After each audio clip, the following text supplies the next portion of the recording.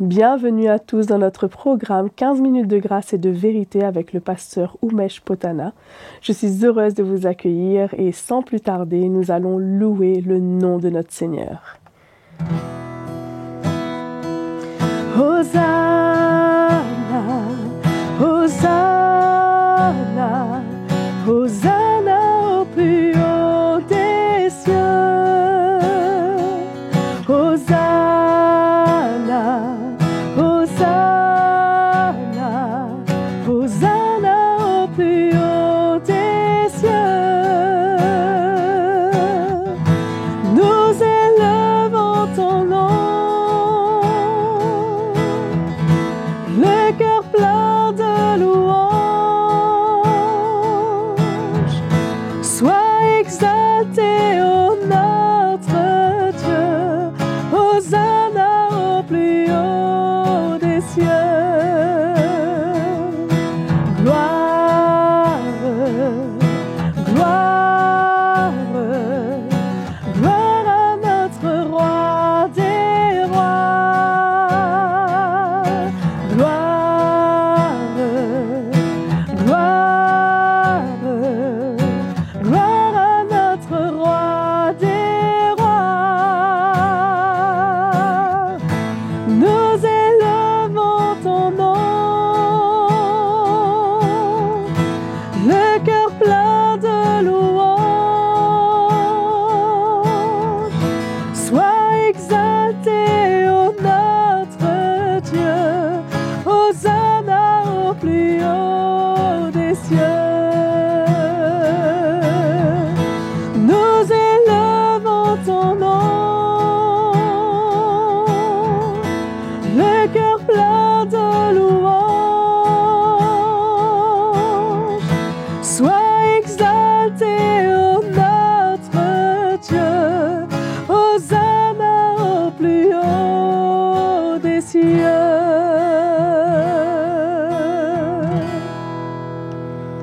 Alléluia. Je vous laisse maintenant avec la parole de Dieu. Bonjour frères et sœurs, encore une fois, bienvenue dans notre programme de 15 minutes de grâce et de vérité. Et nous voulons encore une fois remercier infiniment notre sœur Maïva. Alléluia. Et j'aimerais parler sur un sujet, combattre le bon combat de la foi. La vie chrétienne, c'est un combat. Ce n'est pas un combat de la chair, mais c'est un combat de l'esprit. Et quand la parole du Seigneur nous dit, les armes avec lesquelles nous combattons, elles ne sont pas charnelles, mais elles sont puissantes par les vertus de Dieu pour renverser les forteresses et les raisonnements et d'emmener toute pensée en captivité à l'obéissance de la parole de Christ. Donc allons lire dans le deuxième épître de Timothée, chapitre 4, à partir du verset 7. C'est un de mes passages ou versets favoris dans la parole du Seigneur, parce que cela parle du départ de l'apôtre Paul. Son départ s'approche. C'est un homme exemplaire. C'est un homme qui a vraiment été un modèle, un exemple, par son style de vie, son mode de vie. Il a vraiment goûté, expérimenté la grâce du Seigneur durant son service sur terre.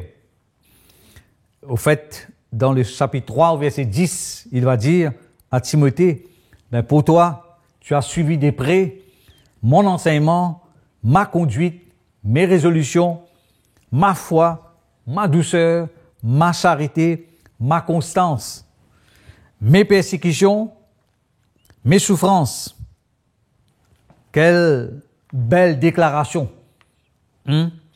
Au fait, quelque part aussi, il va dire, soyez mes imitateurs, imite-moi, comme moi-même, je suis un imitateur de Christ. Donc, il n'était pas en train de dire de l'imiter là, mais imiter celui que lui-même il est en train d'imiter, Christ. J'aime vraiment la déclaration de cet homme de foi. Donc, au verset 7, il dit, « J'ai combattu le bon combat, j'ai achevé la course, j'ai gardé la foi. Désormais, la couronne de justice m'est réservée. Le Seigneur, le juste juge, me la donnera dans ce jour-là, et non seulement à moi, mais encore à tous ceux qui auront aimé son avènement. » Donc, Paul, c'était quelqu'un qui a vraiment combattu le bon combat de la foi.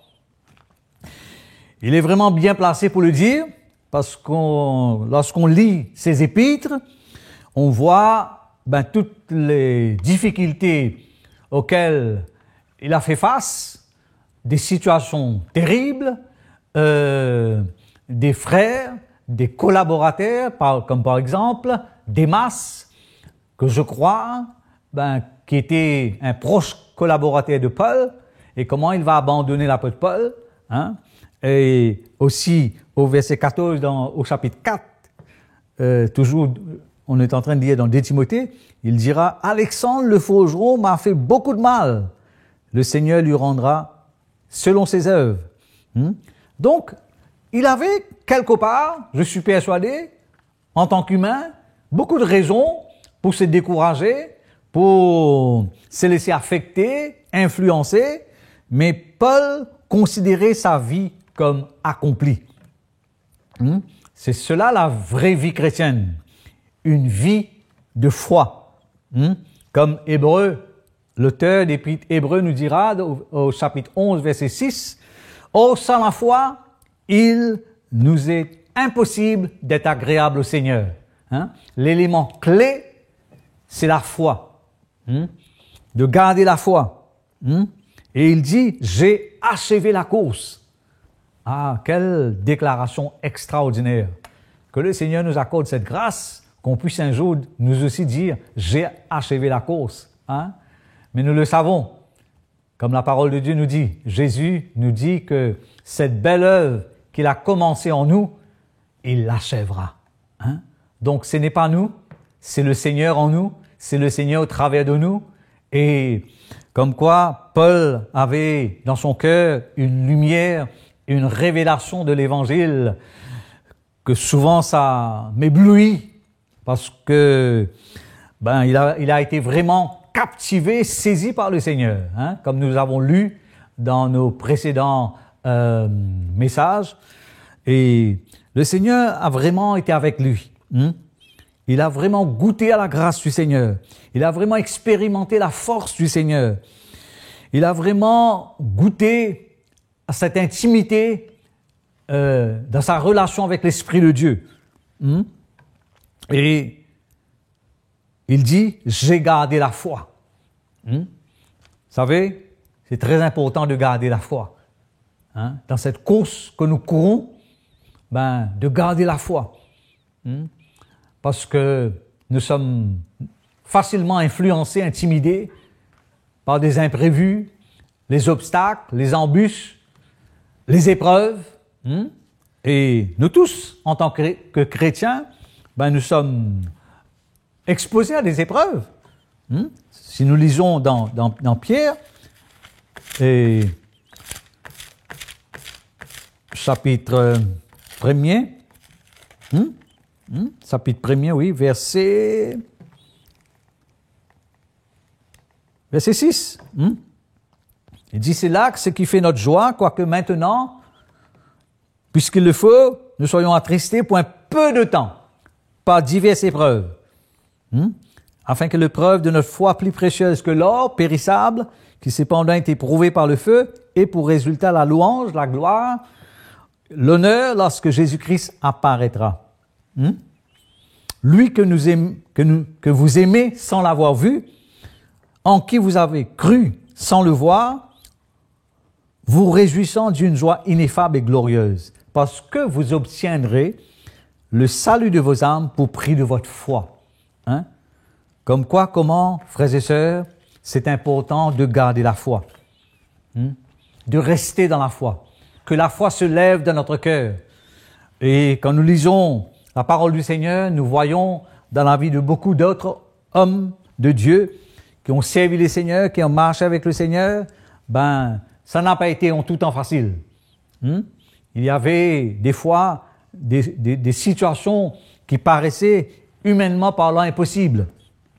Mais comme quoi que Dieu, dans sa fidélité, nous a dit, nous a promis qu'il n'y aura jamais aucune épreuve, aucune tentation qui sera au-delà de nos forces, de nos capacités. Dieu est fidèle. Il nous connaît chacun de nous.